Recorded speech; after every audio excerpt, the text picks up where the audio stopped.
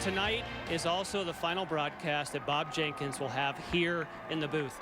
And what an amazing career. 5 decades, everything from quarter-mile dirt racetracks to the Indianapolis Motor Speedway. And Bob and I go way back, but this last 4 years, our friendship has just really grown. And I'm going to miss you, Bob. And our thoughts, our prayers, of course, our love and support will always be with you and your wife, Pam. She's ill, but watching in Indianapolis. On behalf of the loyal fans and for all of us who have been on that journey, thanks for the ride. 1 to go, a 3-car length separation between Unser and Goodyear. Al Unser Jr. has the lead. 1 more turn to go. Here they come. Coming to the finish line. Bob Jenkins, who's going to win it? Indianapolis, WIFE. When ESPN started, I put Larry Nuber and Bob together. When Bob said, ESPN, what is that? Bob, it's a 24-hour sports operation. It's not going to last. Just take the money and run. I think anyone who enjoys racing on TV owes a debt of gratitude to Bob Jenkins. Bob and Larry Nuber went to the legendary Indiana Speed Palaces, Winchester, Salem, and broadcast USAC open wheel racing. That labor of love helped open the door for ESPN's pioneering NASCAR coverage, and for years thereafter, Bob, Benny, and Ned broadcasting Winston Cup was like having old friends over at the house to watch the race. Richard Petty holds him off. Here comes Mark Martin trying to make a move off of corner number 4. It's a drag race. Wow. At the line, who wins it? I believe Jeff. There's the checkered flag for Allen. He's the champion for 92. He certainly was very good at leading Benny and I where we needed to go and always making us look good, and that's something I've always appreciated. No matter where we went, Bob would disappear and he would go to a dirt track or some small paved track. He could come back and tell you, man, I saw this new little kid, Jeff Gordon. He's unbelievable on dirt. You've got to see him. Years from today, when 79 stock car races have been run here, we'll remember the name. Jeff Gordon, winner of the inaugural Brickyard 400. You certainly played a huge part of my life in racing.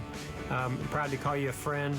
Thank you for just amazing experience for all of us to be able to watch and see and hear the great work that you've done over all these years. The Indianapolis Motor Speedway has had the tremendous honor of having you be one of the voices of the 500, be it public address, the radio network, the network broadcast team. You've been a great ambassador. Well wishes in your retirement.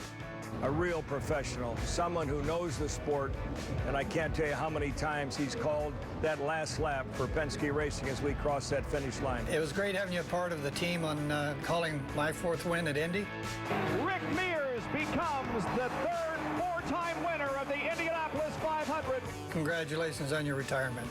I never forgot when you actually broadcast my first Indianapolis 500 victory. HELIO CASTRONEVES has won the Indianapolis 500. Hopefully I'll be driving you on a 65. Nah, maybe not. An incredible fuel strategy has played out. Dario Franchitti is the champion for 2009. The checkered flag waves. Alex Tagliani, the 4th lap. 227.238. He did it.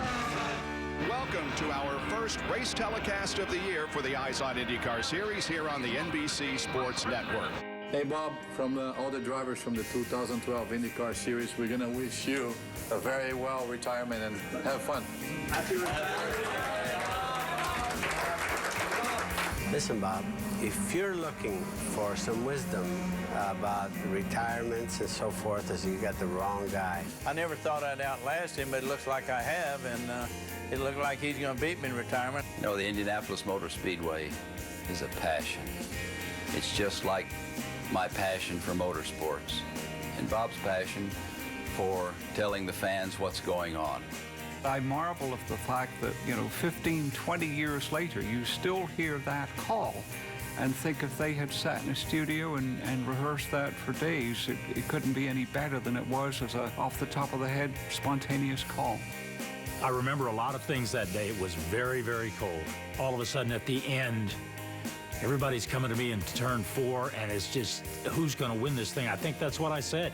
Hey, Bob Jenkins, who's going to win this? They go to 4, Bob Laley. Al Unser Jr. has the lead. One more turn to go. Here they come. Coming to the finish line. Bob Jenkins, who's going to win it? The checkered flag is out. Goodyear makes a move. Little Al wins by just a few tenths of a second. Perhaps the closest finish in the history of the Indianapolis 500. Bob is special. He's always been special. And I think this is one of those situations like when a great athlete retires a little bit early in their potential career, that we won't clearly understand how important Bob is until after he's retired. And then I think we're going to miss him greatly. Very well said. Congratulations, Bob. And you know I'm going to cry.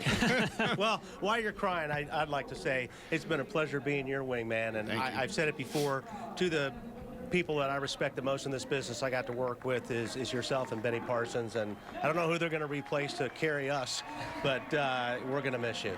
I have the jitters for the first time in years, but boy, to hear some of the great names in auto sports giving those testaments, and Terry Lingner and Mike Wells and Rich O'Connor and everybody that I've worked with for up to 30 years, thank you. I'm not going completely away. I'll still be around, but thank you for everything, and especially, as you indicated, Jan, to the race fans who have been so good to me over the last 34 years.